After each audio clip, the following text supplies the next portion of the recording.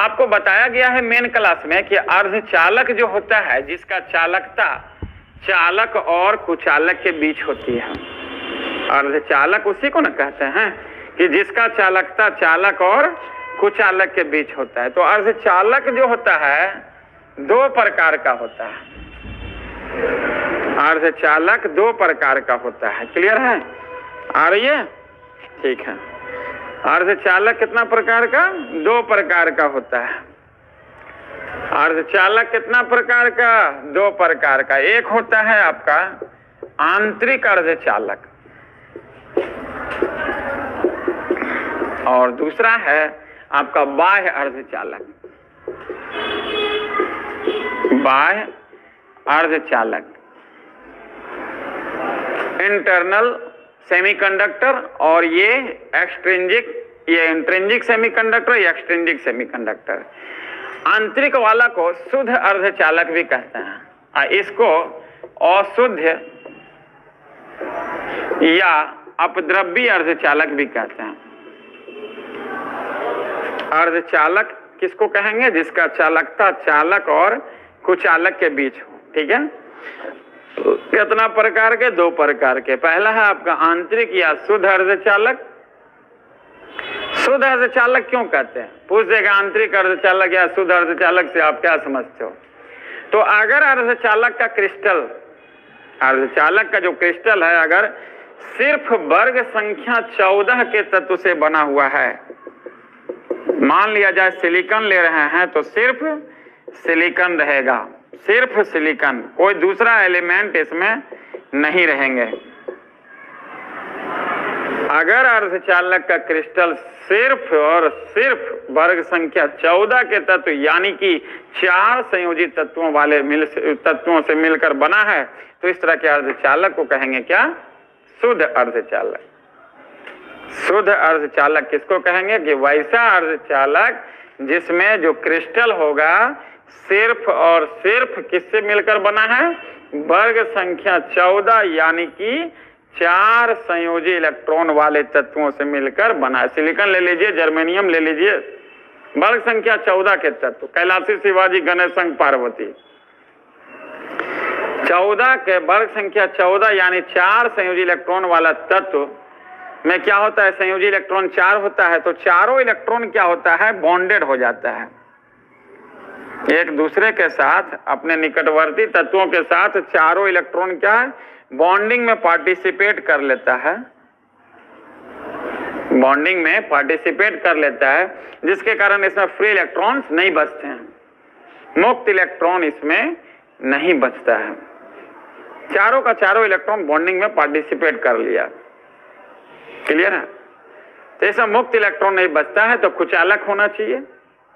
ऐसे पूछा हुआ भी क्वेश्चन है कि परम शून्य ताप पर, क्वेश्चन जो पूछा हुआ ऑब्जेक्टिव में कि परम शून्य ताप पर अर्धचालक किसके जैसा व्यवहार करता है?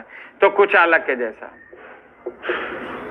अगर क्वेश्चन पूछ दिया जाए कि परम शून्य ताप पर अर्धचालक किसके जैसा व्यवहार करता है तो कुचालक के जैसा, क्योंकि इसमें करंट फ्लो होता ही नहीं है, इलेक्ट्रॉन्स नहीं है ना, मुक्त इलेक्ट्रॉन इसमें बचता ही नहीं। But due to temperature variation, ताप में वेरिएशन के कारण, उसमें विक्षोभ के कारण कुछ बॉन्ड इसका क्या होता है? टूट जाता है। उसमें विक्षोभ के कारण कुछ बॉन्ड इसका टूट जाता है और जब टूट जाएगा तो क्या होगा? कुछ इलेक्ट्रॉन इसका फ्री हो जाएगा, जिसके कारण कुछ चालकता इसका बढ़ जाएगा। तो मेरा ये कहना था कि आंतरिक अर्धचालक या शुद्ध अर्धचालक पूछा जाए कि क्या है तो आप यही कह सकते हैं कि आंतरिक या शुद्ध अर्धचालक क्या है बाबू? यही है कि अगर अर्धचालक का क्रिस्टल सिर्फ और सिर्फ वर्ग संख्या 14 यानी कि 4 संयोजी इलेक्ट्रॉन वाले तत्व से मिलकर बना है, जैसे आपका सिलिकॉन हो गया, जर्मेनियम हो गया, जो भी है वर्ग संख्या 14 के तत्व यानी कि 4 संयोजी इलेक्ट्रॉन वाले तत्व से अगर मिलकर बना है तो उस तरह के अर्धचालक को कहेंगे क्या? आंतरिक अर्धचालक। आंतरिक अर्धचालक में चारों इलेक्ट्रॉन क्या होता है? संयोजी इलेक्ट्रॉन एक दूसरे से बॉन्डेड रहता है। क्लियर है? एक दूसरे से बॉन्डेड रहता है और चारों इलेक्ट्रॉन जब बॉन्डेड रहेगा कौन सा बंधन से? सहसंयोजक बंधन से। कौन सा बंधन से? सहसंयोजक बंधन से बंधा हुआ रहता है। क्लियर है? सहसंयोजक बंधन से बंधा हुआ रहता है। इसमें इलेक्ट्रॉन फ्री नहीं होता है, लेकिन उसमें विक्षोभ के कारण कुछ बंधन इसका टूट जाता है, जिसके कारण इसका चालकता कुछ बढ़ जाता है। क्लियर? इसका चालकता बहुत ही कम होता है, आंतरिक अर्धचालक का चालकता बहुत ही कम होता है। अगर पूछ भी दिया जाए कि परम शून्य ताप पर ये किसके जैसा व्यवहार करता है, तो ये कुचालक के जैसा व्यवहार करता है। किसके जैसा? कुचालक के जैसा।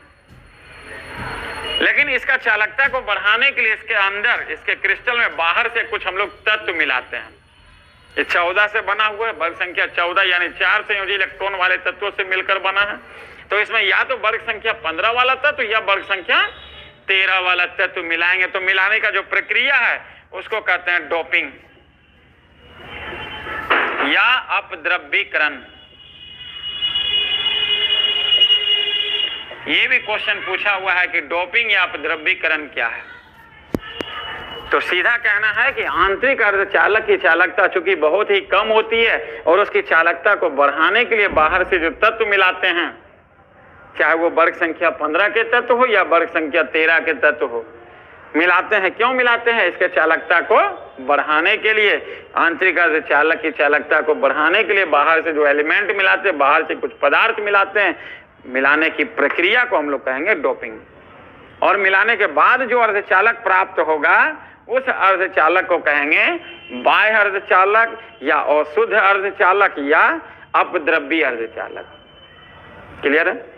जो बाहर से पदार्थ मिलाते हैं, बाहर से जो तत्व मिलाते हैं शुद्ध अर्धचालक में, तो मिलाने का जो प्रक्रिया है उस प्रक्रिया को क्या कहेंगे? डोपिंग। अब मिलाने के बाद जो अर्धचालक प्राप्त होगा उसको क्या कहेंगे?